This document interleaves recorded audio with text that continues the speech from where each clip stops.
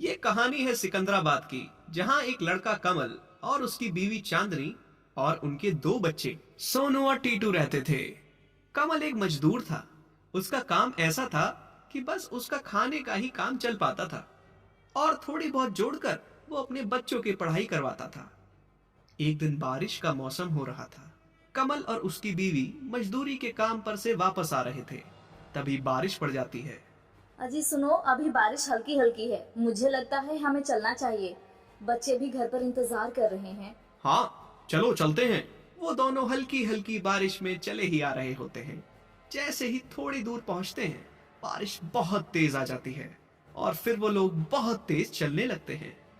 फिर कमल कहता है, चांदनी हमें रुकना चाहिए, बारिश बहुत तेज आ गई है।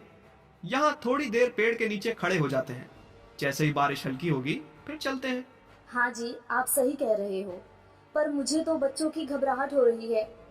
वो अकेले हैं और रात बहुत हो रही है। वो दोनों थोड़ी देर खड़े हो जाते हैं, पर तब भी बारिश नहीं रुकती। बारिश रुकने का नाम ही नहीं ले रही थी और वो बेचारे वहीं खड़े रह गए। फिर कुछ देर बाद उन्होंने सोचा कि अब यहाँ से चल लेना चाहिए। चलो जी, हम तेज बारिश में ही चलते हैं। घर पहुंचकर आराम करेंगे। बच्चे घर पर अकेले हैं। हाँ, बारिश तो रुकने का नाम नहीं ले रही है, हम ऐसे ही भीगते हुए ही चलते हैं। वो घर पहुंच जाते हैं, पर उनका घर ज्यादा मजबूत नहीं था। फिर घर जाकर वो देखते हैं कि उनके घर में से छत में पानी टपक रहा है और उनके बच्चे एक कोने में बैठे हैं, क्योंकि सारी छत चू रही थी।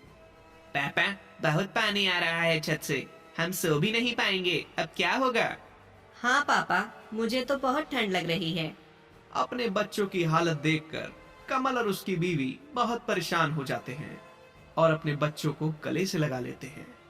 बेटा चिंता मत करो, जल्दी बारिश रुक जाएगी। लेकिन बारिश रुकने का नाम नहीं लेती, जिस कारण कमल की एक महीने की मजदूरी खत्म हो जाती है। अब उसके पास खाने के लिए भी कुछ नहीं बचा। पूरे एक महीने बारिश होती रहती है। उनको अपने जीवन की बची हुई तनख्वाह भी उस घर के खर्च में खत्म करनी पड़ती है। उनके बच्चे भी स्कूल नहीं जा पा रहे थे। फिर एक दिन कमल अपनी बीवी को कहता है, चांदनी अब हमारे पास कुछ भी नहीं बचा है और बच्चे भी कल से भूखे हैं। मैं एक काम करता हूँ, कहीं और काम तलाश करता हूँ। जी, आप बिल्कुल सही कह रहे हैं। मैं भी आपके साथ चलूंगी। दोनों कमाएंगे तो ज्यादा पैसे आएंगे। कमल फिर से कहीं मजदूरी करना शुरू कर देता है। मौसम भी साफ हो गया था और उसकी पत्नी भी उसके साथ ही जाया करती थी। फिर एक दिन जब वो घर आ रहे थे तो उनके सामने से एक सिलेंडर से भरा ट्रक जा रहा था। ट्रक में सभी सिलेंडर उल्टे सीधे रखे थे। जैसे ही ट्रक उनके आगे जा रहा था, तभी एक सिलेंडर पीछे से गिर जाता है। कमल और चांदनी दोनों उसे उठा लेते हैं और ड्राइवर को आवाज लगाने लगते हैं, अरे भाई ट्रक रोको, तुम्हारा सिलेंडर गिर गया। पर वो ड्राइवर सुनता ही नहीं है और आगे निकल जाता है। कमल और चांदनी कुछ देर सोचते हैं। वो दोनों बहुत ही ईमानदार थे। पहले तो उनका मन ही नहीं कर रहा था कि वो सिलेंडर घर ले जाएं, पर फिर ले जाते हैं।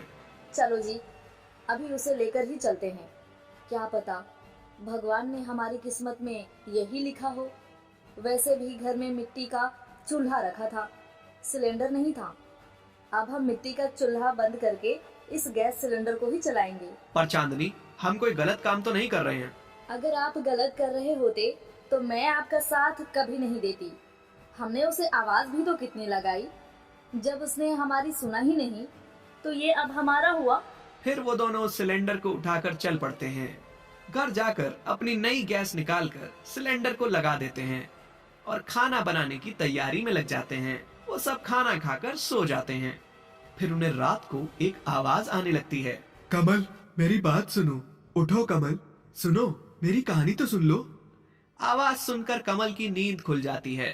फिर वो उठकर बाहर आता है, चारों तरफ नजर घुमाता है, पर उसे कोई नहीं दिखता। फिर वो अपने कमरे में वापस जाने लगता है। अरे रुको, कहाँ जा रहे हो? कमल सिलेंडर की ओर देखता है। हाँ, मैं ही बुला रहा हूं तुम्हें। अरे तुम तो सिलेंडर हो, तुम कैसे बात कर सकते हो? हाँ, मैं एक जादुई सिलेंडर हूँ, पर मैं हर किसी को अपनी सच्चाई नहीं बता सकता।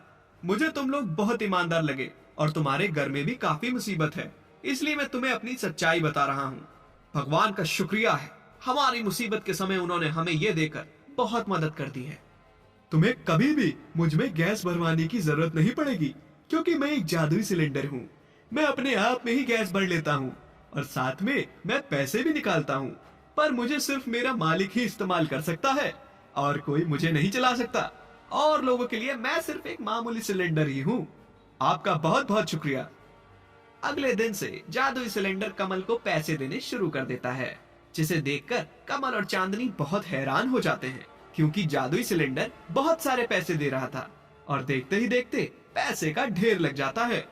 आपका बहुत बहुत शुक्रिया जादुई सिलेंडर, आपने मेरी जिंदगी ही बदल दी। फिर कमल अपने बच्चों की स्कूल की फीस जमा कर देता है, पर वो फिर भी मजदूरी करने तो जाता ही है, क्योंकि उसका सिद्धांत था कि जीवन में हमें अपने बलबूते पर ही सब कुछ करना चाहिए। वो सिर्फ जादुई सिलेंडर के पैसे से अपने बच्चों को पढ़ाता था, बाकी अपना घर खर्च वो अपनी मजदूरी से ही निकालता था। पर उस जादुई सिलेंडर के आने के बाद उसकी बीवी ने काम करना छोड़ दिया था।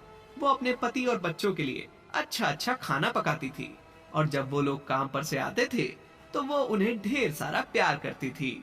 इस कहानी से हमें ये सीखने को मिलता है कि हमारे पास हर चीज मौजूद है, उसके बाद भी हमें मेहनत तो करनी ही चाहिए, क्योंकि जिंदगी का मकसद ही है काम करना।